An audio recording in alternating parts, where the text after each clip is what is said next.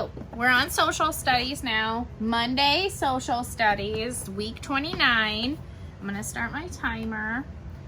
Okay, so I am on chapter 6, lesson 2, page 152. So I'll give you a minute to get there.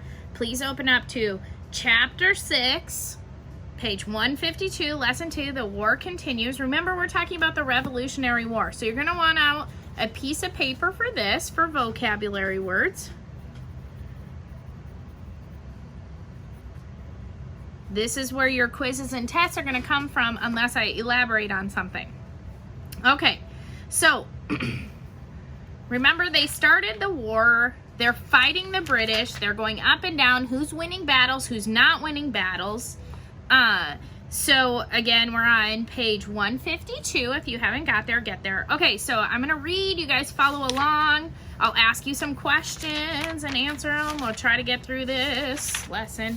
Okay. Okay, so here we go. The war continues. By late 1777, Benjamin Franklin had been in France for a year. So they sent Benjamin Franklin over to France to get the French to come over and help the Americans fight against the British, because remember the French and Indian War? The French don't like the British. So they're trying to get the French to help us win the war against Britain. So they sent Benjamin Franklin over there so that he can talk to them and try to get them to help us, okay? Okay, so he was trying to get the French to support the Americans in the fight for independence. See? With the skills and charm, the Franklin gained many friends for the United States. The French had secretly given the Americans money, but they had not entered the war. The Continental Congress sent Jonathan Austin of Boston, to France to deliver the news of the American victory at Saratoga. As soon as Austin arrived, Franklin asked if the British had taken Philadelphia. Austin answered, "Yes, sir. But, sir, I have greater news than that. General Burgoyne and his whole army are prisoners of war." Franklin surely understood the importance of this news. The victory at Saratoga was a turning point in the American Revolution. France and the other nations now realized that the Americans might actually win their war against Great Britain. France decided to help the Americans because they don't want to help if they're going to lose, because then they're going to be on the bad list for their neighbors, the Britons. Do you want to be on the bad list of your neighbors? No. So the only way that they're going to help the Americans is if there's a really good chance that the Americans are going to win. They don't know that yet. Okay, so in February 1778, France declared war on Britain and sent money, equipment, troops, and aids to the American patriot. Like France, Spain also decided to help the Americans. Remember the French and Indian War? Spain doesn't like Britain either. Britain takes over everything back then. Okay, Spain did not form an alliance with the United States, but they did declare war on Great Britain in 1779. The Spanish forces fought the British in present-day Louisiana and Mississippi, Alabama, and Florida. Now remember, if Britain wins that land that Spain got in the French and Indian War, they're going to lose it to Great Britain, because the minute they beat the Patriots, they're going to go after the next enemy, which will be Spain, and they don't want that. So they're going to go ahead and fight with the Patriots to defeat Britain, to get Britain away from the Americas, right? They don't want them there because Britain tries to control everything and taxes people, and then people can't spend the money the way they want to. So they're going to go ahead and help the Americans because they don't want Britain to come attack them. Does that make sense? Okay, so here we go. This fighting kept many British troops out of the action against the Americans. Winter at Valley Forge. Now, you guys know what winter's like here. Now, they did not have warm houses. And especially soldiers who are at war, they're living in those canvas tents. And remember, these places like Saratoga and these Valley Forge, where they're just big open fields where they set up camp with thousands of people living in little canvas tents for the winter. You guys know what winter's like? So would you want to be living in a canvas tent outside in a field when it's snowing and cold and your only warmth is a campfire and it's not in your tent. So these guys, this is what they signed up for when they were in the war. So let's see what the winter was like at Valley Forge. In 1778, news traveled slowly across the Atlantic.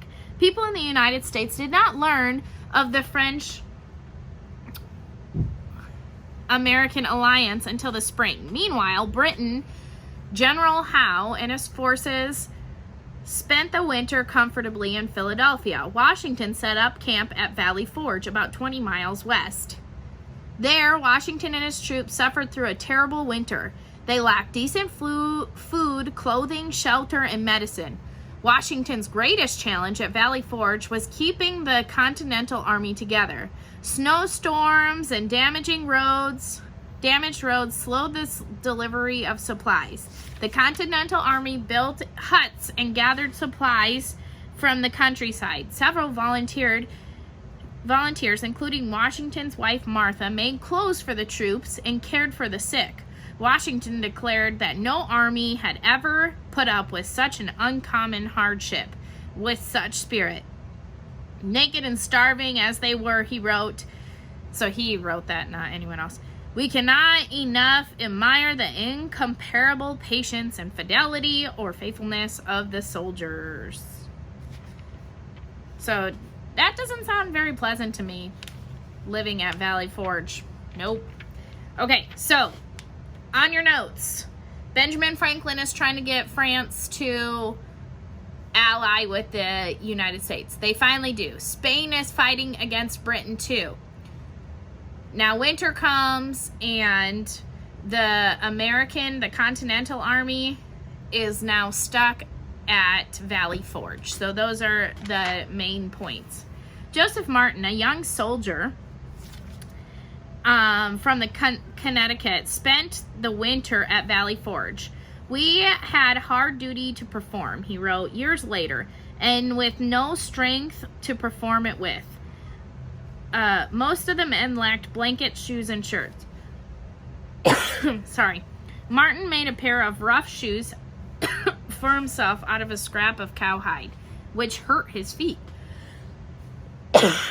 Sorry. He basically made himself shoes out of cow skin and complained about it.